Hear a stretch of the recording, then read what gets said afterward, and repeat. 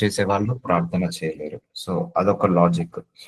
అది ఎందుకంటే మనము ప్రార్థన చేస్తుంటా అంటే మనకు పాపం చేయాలన్న ఆలోచన రావు. ఆ టెంప్టేషన్, మన శరీర టెంప్టేషన్స్ ఉంటాయి కదా, శరీర ఇచ్చలు, శరీర కోరికలను అణిచివేసే శక్తి మన ప్రార్థనకు ఉంది. సో అందుకే పాపం చేసేవాడు ఎప్పుడు కూడా ప్రార్థన చేయడానికి ఇష్టపడడు. ఆ పాపమే ప్రార్థనను చేయకుండా ఆపివేస్తుంది. అలాగే ప్రార్థన చేసామనుకోండి, ఆ పాపం చేయకుండా ఆపివేస్తుంటది. అందుకే ప్రార్థన చేయాలి, పాపము ఆగిపోతుంటది. సో నిన్న ఒక సందర్భంలో దేవుడు చెప్పాడు, ఇంటికి యజమానుడు ప్రార్థన చేస్తే ఆ ఇల్లంతా కూడా వర్ధిల్లుతుందని. ఎస్, అవునండి, ఇంటికి యజమానుడు ప్రార్థన పరుడు కావాలి. అందుకే మీ కుటుంబంలో మీ హస్బెండ్స్ ప్రార్థన పరుడు కావాలని ప్రార్థించండి. సో దానివల్ల ఆశీర్వాదం అండి, కుటుంబానికి ఆశీర్వాదము. ఇంట్లో కుటుంబ యజమాని గనుక ప్రార్థన పరుడైతే కుటుంబానికి చాలా ఆశీర్వాదం. సో చూద్దాము వాక్యం ద్వారా.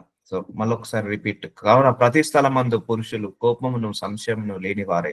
సో పురుషులట కోపం ఉండొద్దట, సంశయము లేని వారే. అంటే నేను మొగాన్ని, నేను మొగుడిని, ఇలాంటి సంశయం లేని వారే పవిత్ర చేతులెత్తి ప్రార్థన చేయవరని కోరుచున్నాను. సో పురుషులు ప్రార్థించమంటున్నాడు. కుటుంబానికి అది శ్రేయస్కరము, అది శ్రేష్టస్కరం. బట్ నేను ఇప్పటి వరకు చూసిన ప్రతి దాంట్లో కూడా మాక్సిమం స్త్రీలే ప్రార్థన పరులా కనపడ్డారు. పురుషులలో అంతగా ప్రార్థన పరులు లేరు. సో 100లో 90% స్త్రీలే ప్రార్థన పరులుగా ఉన్నారు. అందుకే నేను స్త్రీల కూడికలను చూశాను, స్త్రీల సదస్సును చూసా, కానీ పురుషుల కూడిక, పురుషుల సదస్సు చూడలేదు ఎప్పుడు కూడా. సో అలా స్త్రీలే ఎక్కువగా వాళ్ళ బాధలు బట్టి, వాళ్ళ భయాలను బట్టి, వాళ్ళ ఆందోళన బట్టి, కుటుంబాన్ని బట్టి భారంగా, బాధ్యతగా ప్రార్థన చేయడం స్త్రీలలో చూశాను. సో పురుషులలో ఎంత బాధ ఉన్నా, ఎంత భయం ఉన్నా కూడా, ఎంత భారం ఉన్నా కూడా వాళ్ళు ప్రార్థన చేయడం కంటే సో వాళ్ళ సొంత అలవాట్లలో అలవాటు పడడం చూడడం జరిగింది. సో ఒక పురుషుడు కనుక ప్రార్థన పరుడైతే ఆ ఇంట్లో భార్య, పిల్లలు చాలా చాలా దైవ మార్గంలో నడిపించవచ్చు. ఎందుకంటే ఒక స్త్రీ ప్రార్థన పరులైంది కానీ పురుషుడు కాలేదు, అంటే భర్త కాలేదు. సో తన వ్యసనాలు తనలో అలవాటు పడిపోతుంటా అంటాడు. సో తన కుటుంబాన్ని చక్కబెట్టుకోలేడు. అదే పురుషుడు గనక ప్రార్థన పరుడై డిసిప్లిన్ పర్సన్ అయి ఉంటే తప్పకుండా ఆ కుటుంబము, పిల్లలు అందరూ కూడా వర్ధిల్లుతారు. సో అందుకే ఇంటికి యజమానుడు అనేవాడు ప్రార్థన పరుడుగా ఉండాలి. అప్పుడు ఆ ఇల్లు ఇంకా వర్ధిల్లుతుంటది. సో నా యందు మీరును, మీ అందును నా మాటలను నిలిచి ఉండి నేడలా మీకేది ఇష్టమో అడుగుడి. సో నీకు ప్రార్థనలకు జవాబు రావాలంటే నా యందును మీరును, నీ అందును నా మాటలను చూసారండి. ఆయన మాటలు ఎప్పుడైతే యాక్సెప్ట్ చేస్తామో, ఆయన మాటలను ఎప్పుడైతే మనస్ఫూర్తిగా తీసుకుంటామో, ఆయన వాక్యానుసారంగా నడిచి అప్పుడు మీకు ఏది ఇష్టం అడగండి. అదే అంటున్నాడు, నేను నా వాక్యాన్ని నీ హృదయంలో పెట్టుకో, నా వాక్యాన్ని నేర్చుకో, నా వాక్యానుసారంగా అడుగు, నా వాక్యానుసారంగా నడిచిన తర్వాత అడుగు, నా మాటలలో నిలుచు, నా మాటలలో నిలబడు, అప్పుడు మీకు ఏది ఇష్టం అడుగుడి, అది మీకు అనుగ్రహింపబడును. ఇప్పుడు నా ఇష్టారాజ్యంగా నేను వెళ్తున్నాను, దేవుడి వాక్యానికి ఒబే ఉండట్లేదు, దేవుడి వాక్యానికి నేను వ్యతిరేకంగా వెళ్తున్నాను. నేను ప్రార్థన చేస్తే జవాబు వస్తుందా? అస్సలు రాదు. ఎప్పుడు ప్రార్థనకు జవాబు వస్తుంది అంటే ఆయన మాటకు తల వంచినప్పుడు, ఆయన మాటకు తల దించినప్పుడు, ఆయన మాటను యాక్సెప్ట్ చేసినప్పుడు, ఆయన మాటను అంగీకరించి నడిచినప్పుడు, అప్పుడు మీకు ఏది ఇష్టమో అడుగుడి, అప్పుడు మీకు అది అనుగ్రహింపబడును. సో ఇది ఒక మర్మము. చాలా మంది నా ఇష్టరాజ్యంగా ఉంటాను, నా ప్రార్థనకు జవాబు వస్తుంది అని అనుకుంటారు. సో లేదండి, మన ప్రార్థనకు బ్లాక్ చేసేది ఈ వర్డ్ ఆఫ్ గాడ్ ని ఫుల్ఫిల్ చేయకపోవడం వల్లనే, వర్డ్ ఆఫ్ గాడ్ ని ఫాలో కాకపోవడం వల్లనే. ఎప్పుడైతే మనం ఎంత ఇష్టంగా వాక్యాన్ని విని, ఎంత ఇష్టంగా వాక్యానుసారంగా నడుస్తామో అంత ప్రార్థనకు జవాబులు కూడా దేవుడు దయచేస్తాడు. నిజం చెప్తున్నాను, నాకు కూడా ప్రార్థనలకు జవాబు రాకపోతే సో దేవుణ్ణి అడిగేవాడిని, అయ్యా ఎందుకు ఈ ప్రార్థనకు జవాబు రావట్లేదు? అప్పుడు దేవుడు చెప్పేవాడు, you need to change your mind, you need to change your words, నీ మాటలు మార్చుకో, ఇగో ఈ వాక్యాన్ని ఫుల్ఫిల్ చేయి, సో నా మాటల ప్రకారంగా అంగీకరించు, నా మాటల ప్రకారంగా నడువు, అప్పుడు నీ ప్రార్థనలకు జవాబు వస్తాయి అన్నాడు. So then I changed my mind, I changed my heart, I changed my thoughts, I obey to word of God. దేవుడు అదే చెప్పాడు, నా వర్డ్ ఆఫ్ గాడ్ కి ఒబే చేసి అడుగు, నేను నీకు ఇస్తాను అనేవాడు. సో అలాగే వర్డ్ ఆఫ్ గాడ్ కి ఒబే చేసి అడిగినప్పుడు దేవుడు అద్భుతాలు చేసేవాడు, ఆశ్చర్యమైన కార్యాలు చేసేవాడు. సో ఇది ఒక మర్మము. ఈ రోజు నుంచి ఇంకొకటి చెప్తున్నాను, వాక్యానుసారంగా నడిచి వాక్యానుసారంగా ప్రార్థించండి, అప్పుడు దేవుడు నీకు ఏది ఇష్టమో అది నీకు అనుగ్రహిస్తాడు. అటువలే ఆత్మయు బలహీనతను చూచి, రోమీలకు రాసిన 8వ అధ్యాయము 26వ వచనము, అటువలే ఆత్మయు మన బలహీనతను చూచి సహాయము చేయుచున్నాడు. సో మనం బలహీనంగా ఉంటాము, ఒక్కొక్కసారి ప్రార్థన చేయలేము, ఏం చేయాలో అర్థం కాదు. కానీ నువ్వు మోకరించి కూర్చొని నువ్వేం చేయాలంటే, అయ్యా I'm submitting myself to you. Take under your control of my body, my mind, my soul, my spirit అని ఇలా ప్రార్థించండి. మీరు ఎప్పుడు మోకరించినా కూడా. సో మీరు ఒక ప్రిపేర్ అయ్యి ఈ అంశాల గురించి ప్రార్థించడం కాదు. మనం మోకరించగానే పరిశుద్ధాత్మ దేవుడు టేక్ ఓవర్ చేస్తాడు మన ప్రేయర్ లైఫ్ ని. ఏం పలకాలో ఆయనకు తెలుసు, ఏది మాట్లాడాలో ఆయనకు తెలుసు. అందుకే Holy Spirit God lead this prayer అని ప్రార్థించండి. ఇంకొక మర్మం చెప్తున్నాను, నేను ఎప్పుడు ప్రార్థించినా కూడా నేను ఏం ప్రిపేర్ అయ్యి ప్రార్థించను, మోకరిస్తా. ఇక పరిశుద్ధాత్మ దేవుడే ప్రార్థన చేసుకుంటూ వెళ్తుంటా అంటాడు.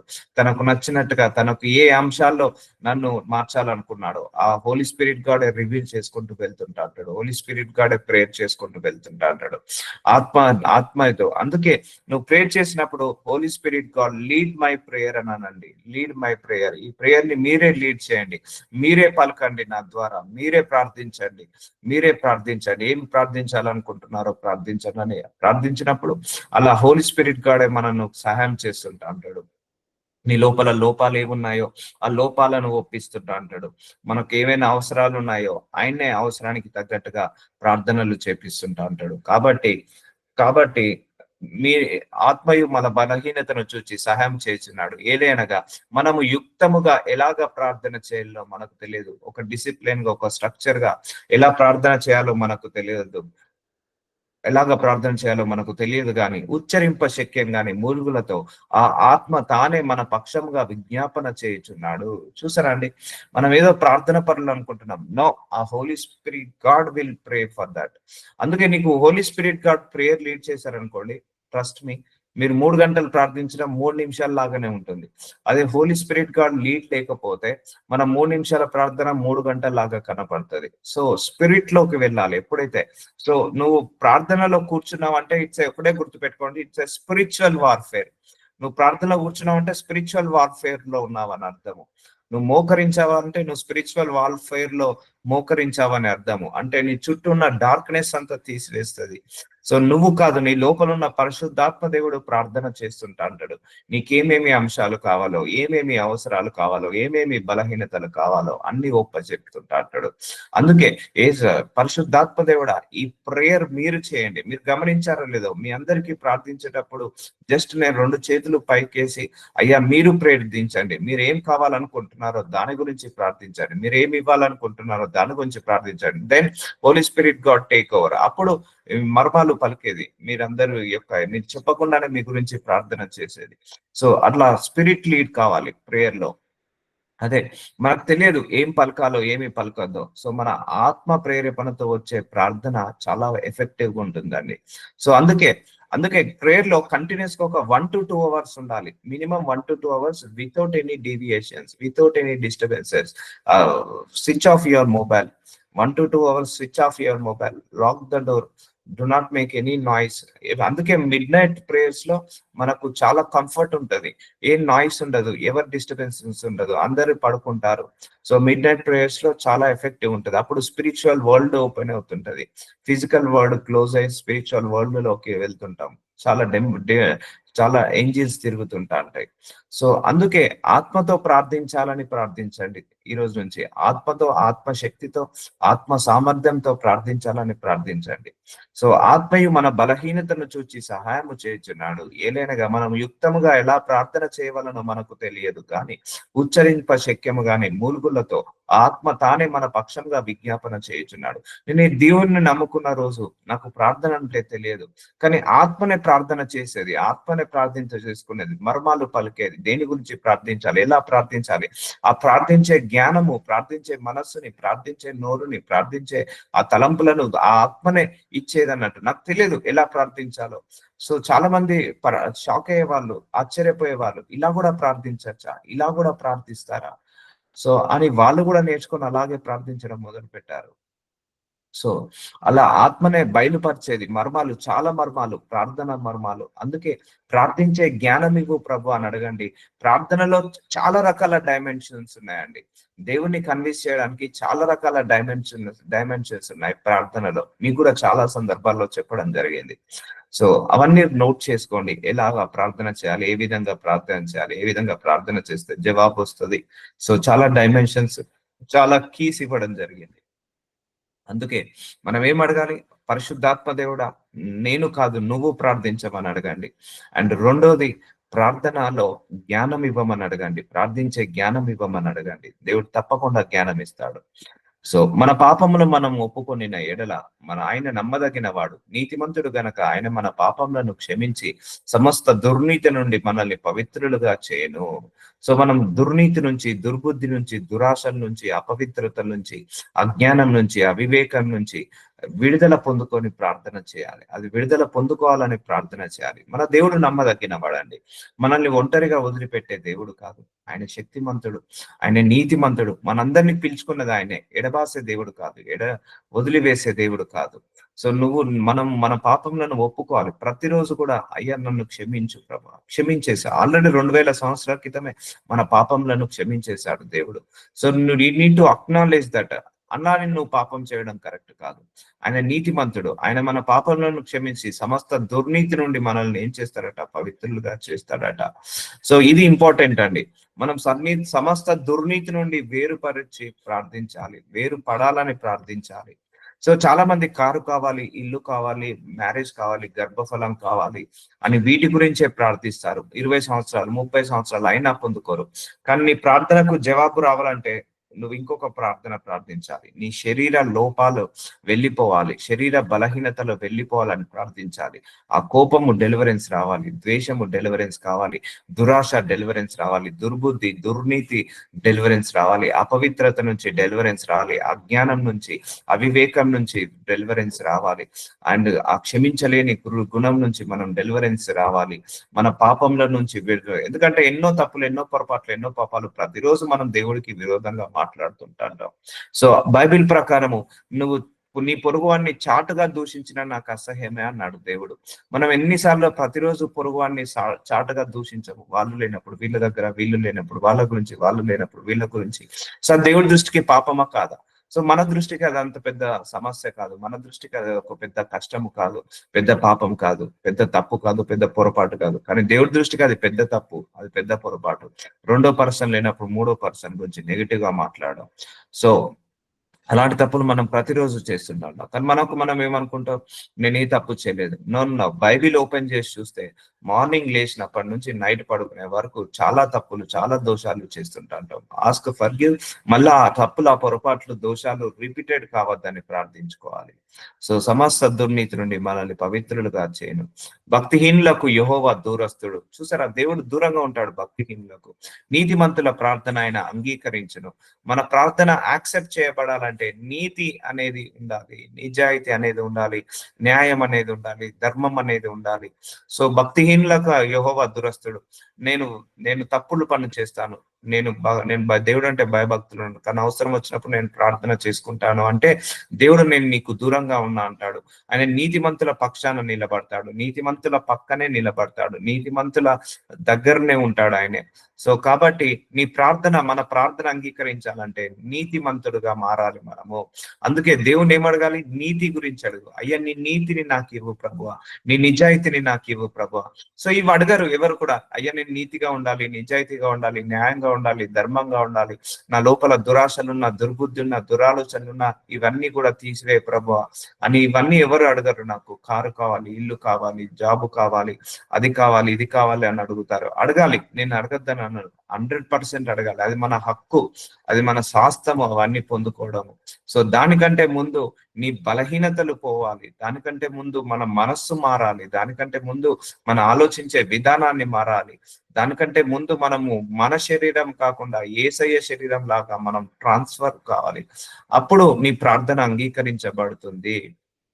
లేదు, నా ఇష్టరాజ్యంగా ఆలోచిస్తా, నా ఇష్టరాజ్యంగా మాట్లాడతా, నా ఇష్టరాజ్యంగా ప్రవర్తిస్తా అంటే ప్రార్థనలకు జవాబు రావు. వాళ్ళందరూ ఎవరట? భక్తిహీనులు. భక్తిహీనులకు దేవుడు ఏముంటాడట? దూరంగా ఉంటాడట. భక్తిహీనులను దూరం పెడతాడట.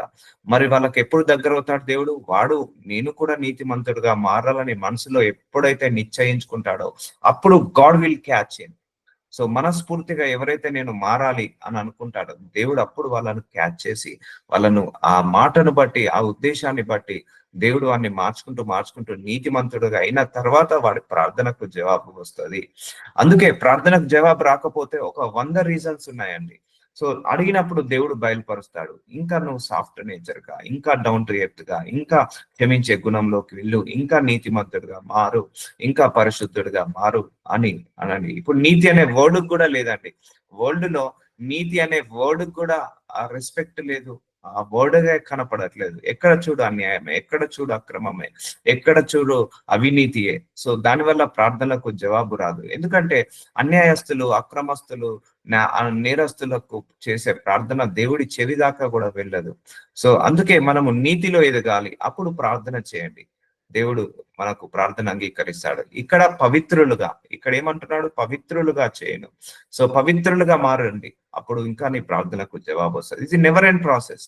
ప్రతిరోజు మనం ఇలా కడుక్కోవాలి. వాక్యం ద్వారా, ప్రార్థన ద్వారా మన లోపాలను కడుక్కోవాలి. అయ్యా, నా నా పరిశుద్ధాత్మ దేవుడైతే అదే ఒప్పించేవాడు, ప్రతిరోజు ఒప్పించేవాడు. నీతిగా ఉండాలి, నిజాయితీగా ఉండాలి, పరిశుద్ధంగా ఉండాలి, పవిత్రంగా ఉండాలి, శుద్ధ హృదయం కలిగి ఉండాలి, మంచితనంగా ఉండాలి, క్షమించే గుణం ఉండాలి, అలాగే కోపం ఉండద్దు, ద్వేషం ఉండద్దు, పగ ఉండద్దు, ప్రతీకారం ఉండద్దు, అసూయ ఉండద్దు, అజ్ఞానం ఉండద్దు, అవివేకం ఉండద్దు, జ్ఞానముతో ఉండాలి, తెలివితో ఉండాలి. సో ఇవే ప్రార్థనలు 1 year కంటిన్యూస్ గా ఇదే ప్రార్థన. ఏది అడగలేదు దేవుణ్ణి నేను, ఇవే ప్రార్థించేవాడు హోలీ స్పిరిట్ గాడ్. సో ఎందుకంటే మన లోపల ఉన్న లోకము బయటికి వెళ్ళిపోవాలి, మన లోపల ఉన్న బలహీనతలు బయటికి వెళ్ళిపోవాలి, మన లోపల ఉన్న లోపాలు బయటికి వెళ్ళిపోయి మన నడినెత్తి నుంచి అరి కాళ్ళ వరకు దేవుడి యొక్క ఆత్మతో, దేవుడి యొక్క తలంపులతో, దేవుడి యొక్క నీతితో, దేవుడి యొక్క పరిశుద్ధతతో, దేవుడి యొక్క జ్ఞానముతో, దేవుడి యొక్క మనస్సుతో, దేవుడి యొక్క ఆలోచనలతో, దేవుడి యొక్క తలంపులతో నిండుకొని అప్పుడు ప్రార్థించు. నీ ప్రార్థనకు జవాబు తొందరగా వస్తుంది, ఇన్స్టెంట్ గా వస్తుంది, ఇన్స్టెంట్ గా వస్తుంది. సో ధర్మశాస్త్రము వినబడకుండా, సామెతలు 28:9 చెవిని తొలగించు వాని ప్రార్థన హేయము. చూసారా?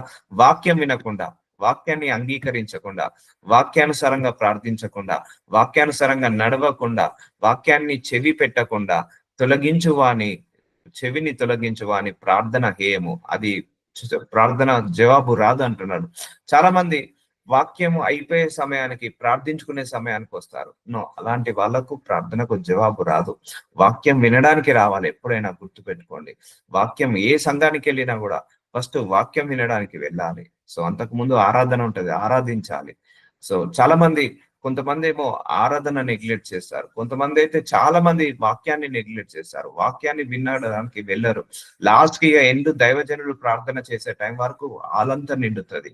సో అలా వాక్యాన్ని చెవిన పెట్టకుండా నువ్వు ప్రార్థన చేస్తే అది ప్రార్థన హేయమట, చెడు అట, ఆ ప్రార్థనకు జవాబు రాదట, ఆ ప్రార్థన కరెక్ట్ కాదు, సరైన ప్రార్థన కాదు. ఎప్పుడైతే నువ్వు వాక్యాన్ని విని, నీ వాక్యాన్ని నీ హృదయంలో యాక్సెప్ట్ చేసి, వాక్యాన్ని అంగీకరించి, వాక్యానుసారంగా నీ పద్ధతి మార్చుకొని, వాక్యానుసారంగా నువ్వు అడుగు, అప్పుడు నీ ప్రార్థనకు జవాబు వస్తుంది. అందుకే ధర్మశాస్త్రము వినబడకుండా అంటే వాక్యాన్ని వినకుండా చెవిని తొలగించు వాణ్ణి, అంటే వాక్యం వినకుండా చెవి తొలగించు వాణ్ణి ప్రార్థన హేయము. సో ఈ గ్రూప్ లో ఎంతమంది కూర్చున్నారో వాక్యము శ్రద్ధగా వినండి. సో కొంతమంది లాస్ట్ ప్రేయర్ ఉంటుంది కదా, ఆ ప్రేయర్ కోసం వద్దాంలే అని చాలా మంది లేట్ గా జాయిన్ అవుతుంటారు. అప్పుడు ప్రార్థన చేయించుకొని వెళ్ళిపోతారు. మళ్ళా ప్రార్థన అయిపోయే వరకు కూడా ఉండరు, ప్రార్థన కంప్లీట్ అయిపోయే ముగింపు ప్రార్థన వరకు కూడా ఉండరు, వెళ్ళిపోతుంటా అంటారు. సో ఆ ప్రార్థనలకు జవాబు రావు. ఎందుకంటే మనకే తెలివి కాదు. గుర్తు పెట్టుకోండి, దేవుడికి కూడా తెలివి ఉంది. మనం దేవుణ్ణి మోసం చేయలేము, దేవుణ్ణి ఎప్పుడు కూడా మనం బ్లఫ్ చేయలేము. సో సిన్సియారిటీ చూస్తాడు దేవుడు, మన ఓపికను పరీక్షిస్తాడు, మన సహనాన్ని పరీక్షిస్తాడు. సో వాక్యం వినకుండా ప్రార్థన చేసుకునే టైంకి జాయిన్ అయ్యి మళ్ళీ ప్రార్థన చేసుకున్న తర్వాత ఇమీడియట్ గా డిస్కనెక్ట్ అయిపోతే నాకు ప్రాబ్లం కాదు, సో దేవుడికి ప్రాబ్లం కాదు, నీ ప్రార్థనకు జవాబు రాదు అంతే. ఎందుకంటే దేవుడు అంచెలంచెలుగా చూసేది మన డిసిప్లిన్ చూస్తాడు, మన క్యారెక్టర్, మన బిహేవియర్, మన యొక్క ఇంటెన్షన్, మన డిజైర్, మన ఆకలి, దాన్ని బట్టే. ఇప్పుడు మనమే ఒక 10,000 రూపాయల ఇంటర్వ్యూకి వెళ్తేనే వాళ్ళు ఎన్ని చూస్తారండి? వీడు సరిగా మాట్లాడుతున్నాడు లేదా, వీడి మాట తీరు బాగుందా లేదా, వీడు ఓపిక ఉందా లేదా. కావాలనే కొంతమంది ఇంటర్వ్యూలు ఒక గంట డిలే చేస్తారు, ఓపిక ఉందా లేదా చెక్ చేయడానికి, టెస్ట్ చేస్తుంటా అంటారు. సో ఓపిక ఉందా లేదా, సహనం ఉందా లేదా, వీడు చేయగలుగుతాడా లేదా, సో నేను జాబ్ ఇస్తే సరిగా ఉంటాడా లేదా. సో అలాగే దేవుడు కూడా నేను ఆశీర్వాదం ఇస్తే ఉంటాడా లేదా. So discipline is very very important. So వాక్యం వినాలి, వాక్యాన్ని అంగీకరించాలి, వాక్యానుసారంగా బ్రతుకుతా ప్రభు అని, మార్చు ప్రభు అని అంగీకరించి అడుగు. నీ మాటలకు విలువిస్తా ప్రభువా, నీ మాటలకు నేను అయ్యా ప్రభువా నేను తల వంచుతా ప్రభువా, నీ మాటలకు నేను చెవి నొగ్గుతా ప్రభువా, నాకు ప్రార్థనకు జవాబు ఇవ్వు అనండి, తొందరగా జవాబు వస్తుంది. ఆయన మాటకు విరుద్ధంగా వెళ్ళి మీరు ఎన్ని ప్రార్థనలు చేయండి, రానే రాదు. నా ఎక్స్పీరియన్స్ తో చెప్తున్నా. దేవుడు నమ్ముకున్న కొత్తలో ప్రార్థన చేస్తున్నప్పుడు కానీ ఇన్స్టెంట్ గా హీల్ అయ్యేది, ఇన్స్టెంట్ గా జవాబులు వచ్చేది. చాలా మందికి ప్రార్థించారు, అట్లా 6 నెలలు ప్రార్థిస్తున్నా కానీ జవాబు వచ్చేది. సడన్ గా ప్రార్థిస్తున్నట్టే ఇక జవాబులు రావడం ఆగిపోయింది, జవాబులు రావట్లేదు. సో 6 నెలలు కంటిన్యూస్ గా వచ్చేది. ఇక ప్రార్థన చేసుకుంటా బ్రతికేయచ్చు అనుకున్నాను. సో ప్రార్థన చేస్తున్నాను జవాబు వస్తుంది, ప్రార్థన చేస్తున్నాను జవాబు వస్తుంది, ఇన్స్టెంట్ గా వస్తున్నాయి కదా, ఏముందిలే అని అనుకున్నాను. తర్వాత కొన్ని రోజుల తర్వాత, 6 నెలల తర్వాత జవాబు రావట్లేదు. అయ్యా ఏంటి ప్రభు జవాబు రావట్లేదు, పవర్ ఏమన్నా తీసేసావా అనుకున్నా. అప్పుడు దేవుడు అన్నాడు, వాక్యం మీద కేంద్రీకరించు, వాక్యాన్ని నేర్చుకో, వాక్యాన్ని మీద శ్రద్ధ పెట్టు, వాక్యానుసారంగా నడువు అని అన్నాడు. So then I started reading the Bible. అప్పుడు చదివేవాడిని, ఇంకా కంటిన్యూస్ గా చదవడం, ఇంకా లోతుగా చదవడం, ఇంకా లోతుగా అర్థం చేసుకోవడం, బోధించడం, ఇలా చేసినప్పటి నుంచి ఇంకా ప్రేయర్ అనేది మళ్ళీ దేవుడు రీస్టార్ట్ చేశాడు. సో అప్పుడు వాక్యానికి ఇటు ప్రేయర్ కి వాక్యము రెండు బ్యాలెన్స్ చేసుకుంటూ వెళ్ళాలి. ఎప్పుడైనా గుర్తు పెట్టుకోండి. కొంతమంది ప్రేయర్ గంటలు చేస్తారు కానీ వాక్యం చదవరు. కొంతమంది వాక్యం గంటలు చదువుతారు, ప్రేయర్ చేయరు. సో ప్రేయర్ వాక్యము ప్యారలల్ గా, ఒక గంట వాక్యం చదువుకో, ఒక గంట ప్రార్థన చేసుకో, మళ్ళీ ఒక గంట వాక్యం చదువుకో, ఒక గంట ప్రార్థన చేసుకో. సో అలాగే వాక్యం చదువుకుంటూ కూడా ప్రార్థన చేయొచ్చండి. నేను అలాగే చేస్తాను. ఇప్పుడు ఈ వాక్యం ఉంది, దీని ఎలా ప్రార్థన చేయాలి? ధర్మశాస్త్రం వినబడకుండా చెవిని తొలగించు అని ప్రార్థన హేయము. అయ్యా నాకు ధర్మశాస్త్రము వినగలిగే శక్తిని, అర్థం చేసుకునే శక్తిని, జ్ఞానాన్ని దయచేయండి. ధర్మశాస్త్రాన్ని బోధించి నా ప్రార్థనను అంగీకరించు ప్రభు. ఆమీన్. అయిపోయిందా? ఇది వాక్యానుసారమైన ప్రార్థన. ఒక్కసారి వెనుకకు వెళ్దాము. భక్తిహీనులకు యెహోవా దూరొస్తాడు, నీతిమంతులు ప్రార్థన ఆయన అంగీకరించును. అయ్యా సామెతలు 15వ అధ్యాయం 29వ వచనంలో నీతిమంతుల ప్రార్థన అంగీకరిస్తానన్నావు తండ్రి. అయ్యా భక్తిహీనులకు దూరంగా ఉంటానన్నావు. అయ్యా నాలో ఏమైనా భక్తిహీనత తనం ఉంటే తీసివేయండి, దూరం చేయండి. అయ్యా నీతిమంతుల ప్రార్థన అంగీకరిస్తానన్నావు, నన్ను నీతిమంతులుగా మార్చి నా ప్రార్థనను అంగీకరించు ప్రభు అని యేసు నామంలో ప్రార్థిస్తున్నాను. ఆమేన్. చూసారా అండి, ఈ వాక్యానికి నేను ప్రార్థన చేశాను. ఇప్పుడు వాక్యము ప్రార్థన రెండు ఫుల్ఫిల్ అయినట్టే. ఇక దేవుడు టేక్ ఓవర్ చేసుకుంటాడు. నేను ఆశతో అడిగాను, నన్ను నీతిమంతుడిగా చేసి నా ప్రార్థన అంగీకరించు ప్రభా. ఇలా బైబిల్ ఇలా చదివితే చాలా ఎఫెక్టివ్ ఉంటుందండి. ఇలా వచనం చదివి మీకు ఆ వచనం బాగా అనిపించింది అనుకోండి, ఆ ప్రార్థన చేయండి. ఇప్పుడే ఆ వచనానికి అనుకూలంగా ప్రార్థన చేయండి. దీని వాక్యానుసారమైన ప్రార్థన, వాక్యాన్ని నెరవేర్చే ప్రార్థన, వాక్యానికి అనుకూలమైన ప్రార్థన ఇది. సో ఇలా ప్రార్థించండి, ఇలా చదువుతూ ప్రార్థించండి, పాయింట్ టు పాయింట్. నేను అలాగే చేస్తానండి. ధర్మశాస్త్రం వినబడకుండా చెవిని తొలగించవని ప్రార్థన హేయము. అయ్యా ధర్మశాస్త్రానికి చెవి యొగ్గే శక్తిని నాకు దయచేయండి, నా ప్రార్థనను అంగీకరించండి ప్రభువా అని ప్రార్థిస్తున్నాను. ఆమేన్. చూసారండి, ఇటు వాక్యము చదివాను, ఇటు ప్రార్థన చేశాను, రెండు ప్యారలల్ గా అయిపోయింది. దీని వాక్యానుసారణ ప్రార్థన. ఇది దేవుడు యాక్సెప్ట్ చేస్తుంటా అంటాడు. ఇప్పుడు నేను ప్రార్థించాను కదా, ఆ దేవుడి దృష్టిలో రికార్డ్ అయిపోతుంది, నీ జీవితంలో నెరవేరుతుంది. సరే ఆమేన్ అనేసి వదిలేసేయండి. ఇక అదే నెరవేరుస్తుంది, వాక్యం నెరవేరుస్తుంది, ప్రార్థన నెరవేరుతుంది.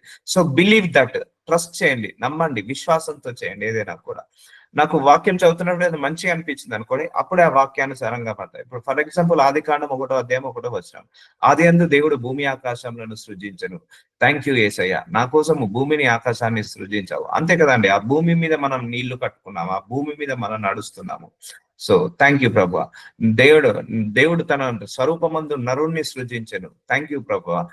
నీ స్వరూపంలో నన్ను సృజించుకున్నందుకు నీకే వందనాలు, నీకే మహిమ కలుగును గాక. ఆమేన్. అయిపోయింది. చూసారా అండి, అటు వాక్యం తీసుకున్నాను, ఇటు ప్రార్థన చేశాను, ఇటు వాక్యాన్ని రిసీవ్ చేసుకున్నాను, ప్రార్థన చేశాను. అలా మీరు బైబిల్ చదివేటప్పుడు ఈ విధంగా చేయండి, ఈ విధంగా చేయండి, ఇంకా ఎఫెక్టివ్ గా ఉంటుంది. ఆయనకు నేను మొరపెట్టి తిని అప్పుడే నా నోట శ్రేష్టమైన కీర్తన ఉండెను. అయ్యా మొరపెట్టమన్నావు, ఇక్కడ వాక్యము నాకు మొరపెట్టే శక్తిని దయచే ప్రభు. మొరపెట్టే ప్రార్థన మళ్ళీ ఇంకొక ప్రార్థన, మన గుండెలో ఉన్న బాధను కుమ్మరించడం ఆయన ముందు. సో ఇక హోల్ హార్టెడ్ గా ఆయనతో హోల్ హార్టెడ్ గా మనం మొరపెట్టడమే. సో అదొక ప్రార్థన. సో అయ్యా ఇక్కడ నీ వాక్యం మొరపెట్టమంది, మొరపెట్టే ప్రార్థనను నాకు దయచే ప్రభు. సో నా నోట కీర్తన నుంచి ప్రభువా అని ప్రార్థిస్తున్నాను. చూసారా అండి ఎంత ఎఫెక్టివ్ ఉందో, ఇటు receiving the word of God and praying for according to that word of God. అది చాలా మీకు ఆల్రెడీ ఈ మర్మం ఒకసారి చెప్పాను, మళ్ళీ ఇంప్లిమెంట్ చేయండి. నా హృదయంలో నేను పాపము లక్ష్యము చేసిన ఎడల ప్రభు నా మనవి వినకపోవును. చూసారా అండి, మన హృదయంలో పాపము లక్ష్యం చేసిన ఎడల అంటే నీ ప్రార్థనకు జవాబు ఆపేది నీ హృదయమే, ఎవరో కాదు.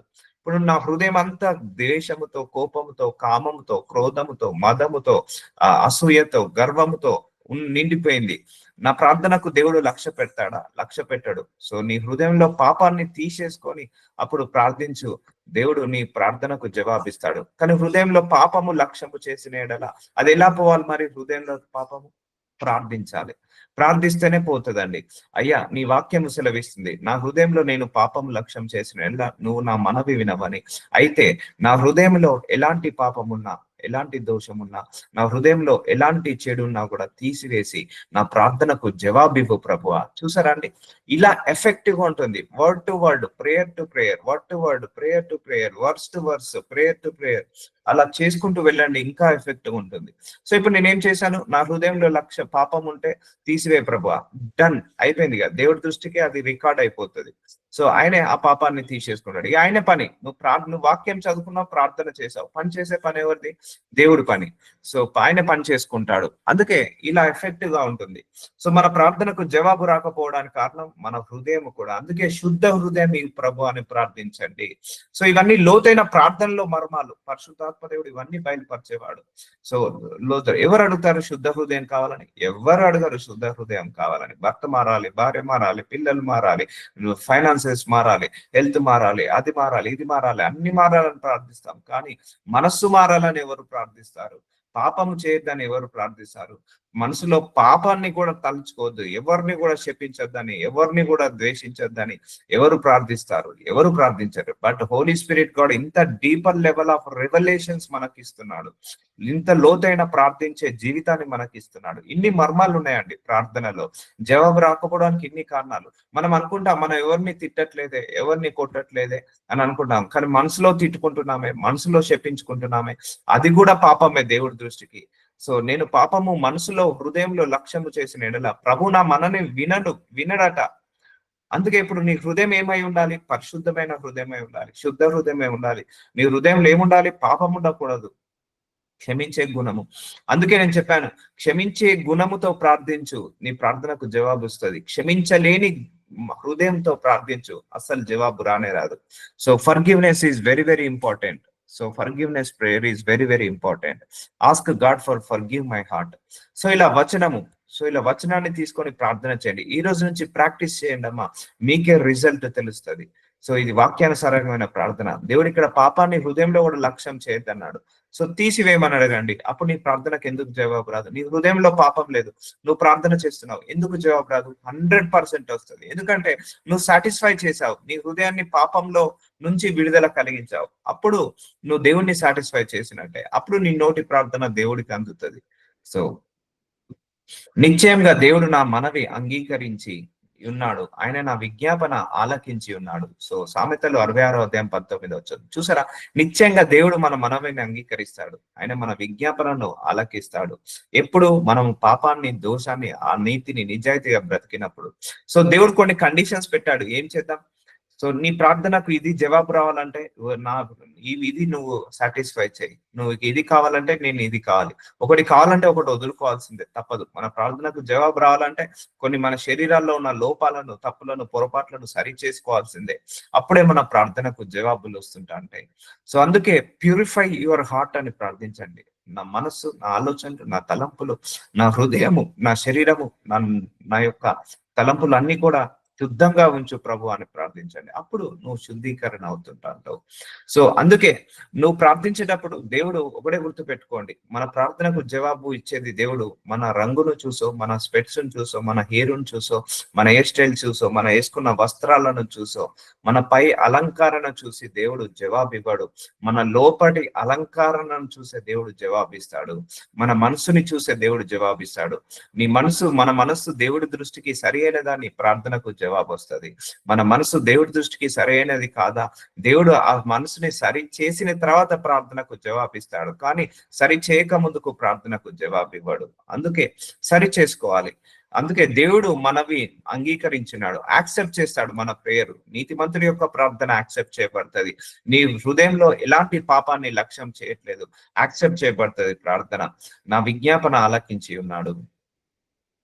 సో దేవుడు నా ప్రార్థనను తోసివేయలేదు. ఆయన ప్రార్థనను ఎప్పుడు తోసివేయలేదండి, పక్కన పెట్టుకుంటాడు. నువ్వు చేసిన రోజు ఆయన ప్రార్థన, మన ప్రార్థన ఆయన చేతిలోకి వెళ్తుంది, ఆయన చెవిలోకి వెళ్తుంది. ఫర్ ఎగ్జాంపుల్, ఈ రోజు నేను ఒక కొత్త అంశం గురించి ప్రార్థించాను. సో అది ఈ రోజే దేవుడి దగ్గరికి వెళ్తుంది ప్రార్థన, కానీ రావడానికి సమయం పట్టొచ్చు. ఎందుకు? ఆ ప్రార్థనకు జవాబు పొందుకోవడానికి నాలో కెపాసిటీని పెంచుతాడు, కెపాబిలిటీని పెంచుతాడు, అర్హతను పెంచుతాడు. ఇప్పుడు ఒక ఫ్రెషర్ ఉన్నాడు, కంపెనీలో జాయిన్ అవుతాడు. వాడికి ఏ పొజిషన్ ఇస్తారు? జూనియర్ పొజిషన్ ఇస్తారు. అదే రాగానే మేనేజర్ పొజిషన్ ఇస్తారా? ఇవ్వరు. ఎందుకంటే వారికి ఎక్స్పీరియన్స్ లేదు, క్వాలిఫికేషన్ లేదు, ఆ టీమ్ హ్యాండ్లింగ్ స్కిల్స్ ఉండవు, లేకపోతే manager skills, management skills, people management skills ఉండదు. అదే కంపెనీలో ఒక 6-7 సంవత్సరాలు పనిచేశాడు, అప్పుడు ఆయనకు మేనేజర్ పొజిషన్ ఇస్తారు. ఎందుకంటే డిసిప్లిన్ చూశాడు, సిన్సియారిటీ చూస్తారు, అండ్ టైం పంచువాలిటీ చూస్తారు. అలాగే ఆయనకు చేయాల్సిన manager skills, management skills, experience అన్ని వచ్చిన తర్వాత అప్పుడు మేనేజర్ పొజిషన్ ఇస్తారు. సో అలాగే నీ ప్రార్థన చేసిన రోజే దేవుడికి వినపడుతుంది. కానీ నువ్వు ఆ ప్రార్థన పొందుకోవడానికి దేవుడు నీకు ఒక అర్హతను తీసుకొస్తాడు. ఆ కెపాసిటీ, ఆ కెపాబిలిటీ వచ్చే వరకు నువ్వు వెయిట్ చేయాల్సిందే. ఆయన త్రోసివేయలేదు. నా యుద్ధ నుండి తన కృపను తొలగింపలేదు. ఆయన సన్నుతింపబడును కాక. ఆయన కృప ఎప్పుడు కూడా తొలగిపోదు. నీ ప్రార్థన ఎప్పుడు కూడా తోసివేయలేదు. సో ఇంకా సిన్సియర్ గా అడగండి దేవుడిని. ఇంకా మీరు ఏది అడుగుతున్నారో అది మొరపెట్టి అడగండి.